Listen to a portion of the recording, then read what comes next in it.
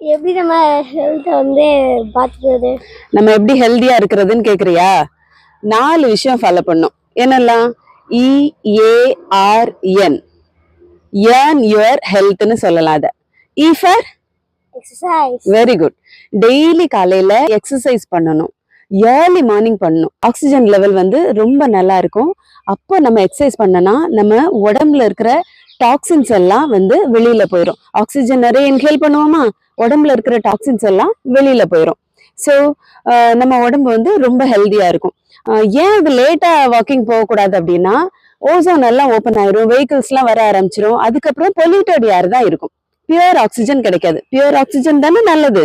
ரெண்டாவது A for attitude. ஆட்டிடியூட்னா என்ன தெரியுமா? எப்பவுமே ஹாப்பியா இருக்கணும். Live the moment. இந்த நிமிஷத்தை சந்தோஷமா வாழணும். கடந்ததை நினைச்சிட்டு பாஸ்ட்ல ஏதாவது நடந்திருக்கும், யாராவது நம்மள ஏதாவது திட்டிருப்பாங்க, அடிச்சிருப்பாங்க, அதெல்லாம் ஃபீல் பண்ணக்கூடாது.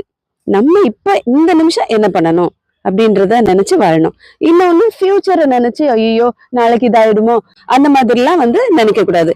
ஃபியூச்சரையும் பத்தி ரொம்ப நினைக்க கூடாது, பாஸ்டையும் நினைக்க கூடாது. இந்த ப்ரெசன்ட்ல நம்ம ஹாப்பியா இருக்கணும்.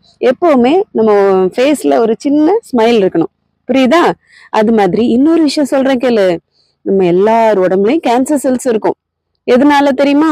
இந்த பொல்யூட்டட் ஏரை சுவாசிக்கிறதுனால, தண்ணியில பொல்யூஷன் இருக்கிறதுனால, நம்மளுடைய சாப்பாட்டுல கெமிக்கல்ஸ் இருக்கிறதுனால, ப்ரிசர்வேட்டிவ்ஸ் எல்லாம் கலக்குறாங்கல்ல, ஜங்க் ஃபுட்ஸ் இதெல்லாம் சாப்பிடுறதுனால நம்மளுடைய உடம்புல நார்மலாவே கேன்சர் செல்ஸ் இருக்கும்.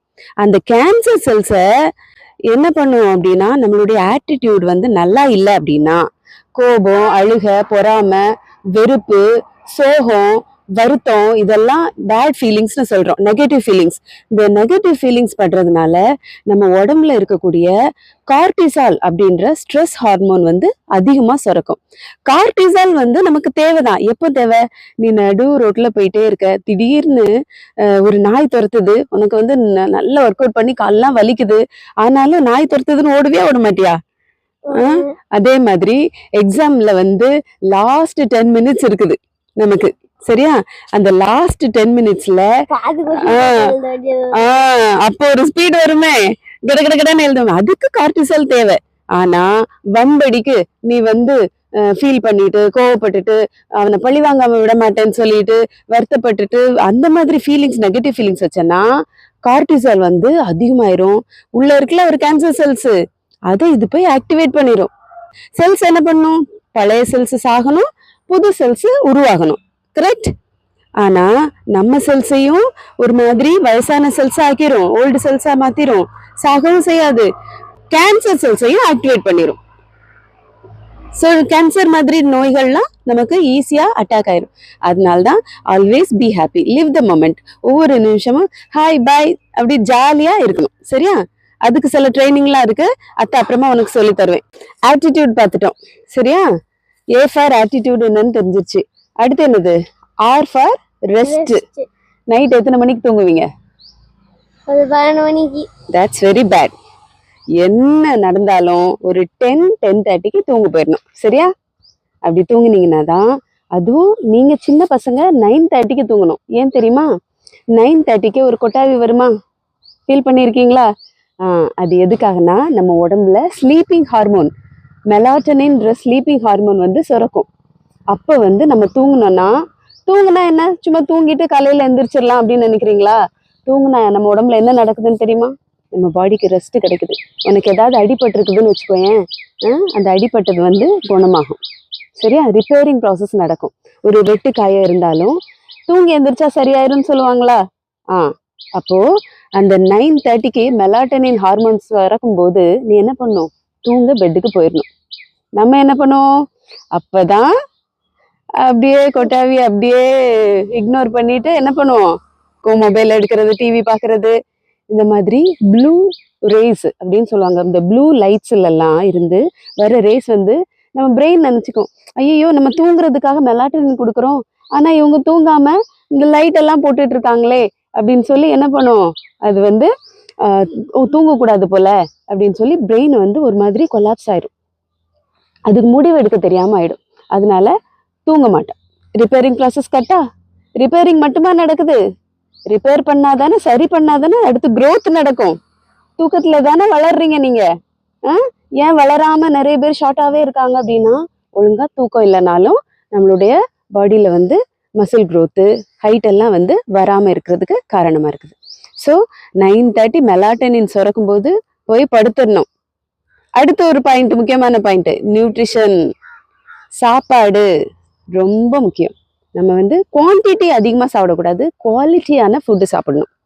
நம்ம சாப்பாட்டில் ப்ரோட்டீன் நிறைய எடுத்துக்கணும், குட் ஃபேட் எடுத்துக்கணும், ஃபைபர் எடுத்துக்கணும், விட்டமின்ஸ் அண்ட் மினரல்ஸ் எடுத்துக்கணும். சரியா? கார்பு கம்மியாக எடுத்துக்கிட்டா போதும். இப்போ நாங்கள்லாம் கார்பு, அத்தைக்கு வந்து 43 இயர்ஸ் ஆகுது.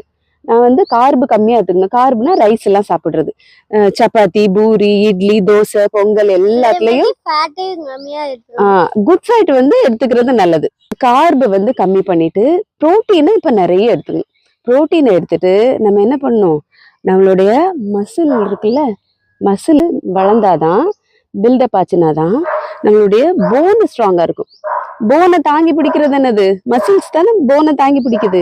மசில்ஸ் பில்ட் பண்ணா எக்ஸசைஸ் பண்ணணும், ஸ்ட்ரென்தனிங் எக்ஸசைஸ் பண்ணணும். சின்ன வெயிட் அடிக்கிறது அந்த மாதிரிலாம் பண்ணா நம்மளுடைய மசில்ஸ் வந்து என்ன ஆகும், நல்ல ஸ்ட்ராங் ஆகும்.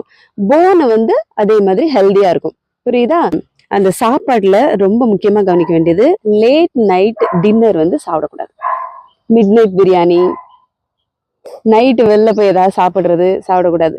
ஒரு 7-8க்குலாம் நம்மளுடைய ஈட்டிங் விண்டோவை க்ளோஸ் பண்ணிடணும். சரியா? ஈவினிங் நான்வெஜ்லாம் சாப்பிட்டா நம்ம உடம்புக்கு வந்து நல்லது கிடையாது. சரியா?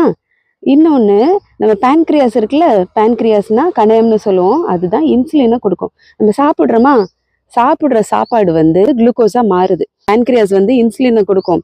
இன்சுலின் வந்து அந்த சாப்பாட்டுல இருந்து குளுக்கோஸா மாறினதை எடுத்துட்டு போய் நம்ம செல்லுக்கெல்லாம் தரும். அதனாலதான் நமக்கு எனர்ஜி கிடைக்குது. வீக்கா இருக்க ரொம்ப ஹாஸ்பிட்டல்ல போய் ஏன் ட்ரிப்ஸ் ஏத்துறாங்க, குளுக்கோஸ் ஏத்துறாங்க?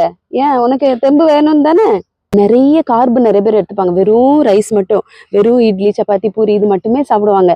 அது என்ன ஆகும் அப்படின்னா, குளுக்கோஸ் லெவல் வந்து ரொம்ப ஸ்பைக் ஆகி நம்மளுடைய பிளட்ல வந்து குளுக்கோஸ் லெவல் வந்து அதிகமாயிடும். அதைத்தான் டெஸ்ட் பண்ணி பார்த்தா உங்களுக்கு டயபெட்டிக் இருக்கு அப்படின்னு சொல்லுவாங்க. சுகர் சொல்றோம்ல, டிசீஸ் அதுன்னு சொல்றாங்க. ஸோ அப்போ என்ன பண்ணா, கார்பு கம்மியாக எடுத்துக்கணும். ஒரு 40% எடுத்துக்கணும். நிறைய ப்ரோட்டீன் எடுத்துக்கணும். கிரெயின்ஸு, மல்டி கிரெயின்ஸு இந்த மாதிரி சாப்பிடலாம். நல்ல ப்ரோட்டீன் சாப்பிடலாம், நல்ல சப்ளிமெண்ட்டாக எடுத்துக்கலாம். இந்த மாதிரி சாப்பிட்றதுனால சாப்பிட்டுட்டு என்ன பண்ணணும், சும்மா இருக்கக்கூடாது, ஸ்ட்ரென்தனிங் எக்ஸசைஸ் பண்ணணும். அப்போதான் மசில் பில்ட் ஆகும். சரியா? மசில் பில்ட் ஆனால் நம்மளுடைய போன் ஸ்ட்ராங்காக இருக்கும், நம்மளுடைய ஸ்கின்னில் கொலாஜல் வந்து நல்லா இருக்கும். ஸோ ஸ்கின்னு பார்க்குறதுக்கு நல்லா இருக்கும், நம்மளுடைய ஐசைட் நல்லா இருக்கும், ஹேர் நல்லா இருக்கும். சரியா? நெயில்ஸ் நல்லா இருக்கும், நம்ம பாடியே நல்லா இருக்கும். ஸோ இந்த சாப்பாடு வந்து ரொம்ப முக்கியம். ஸோ 4 விஷயம் புரிஞ்சுக்கிட்டீங்களா நீங்க? என்னதுலாம்? E for exercise, A for attitude, R for rest, N for nutritional food. Follow பண்ணலாமா? நம்ம எல்லாருக்கும் சொல்லலாம். நம்மளை கேட்டு எல்லாரும் ஃபாலோ பண்ண போறாங்க, ஹெல்தியா இருக்க போறாங்க. அத்தை 4 வருஷம் இதை ஃபாலோ பண்ணனால ஒரு நல்ல விஷயம் நடந்திருக்கு. கவனிச்சியா? எக்ஸாம்ல பாஸ் ஆகி கவர்மெண்ட் ஜாபுக்கு போயிட்டேன்னா அத்தை, பிகாஸ் ஆஃப் டிசிப்ளின். டிசிப்ளினா ஒரு விஷயத்த தொடர்ந்து நம்ம செஞ்சோம்னா வெற்றி நிச்சயம். Thank you. Thank you. Have you cleared your doubts? Yes. Okay, come.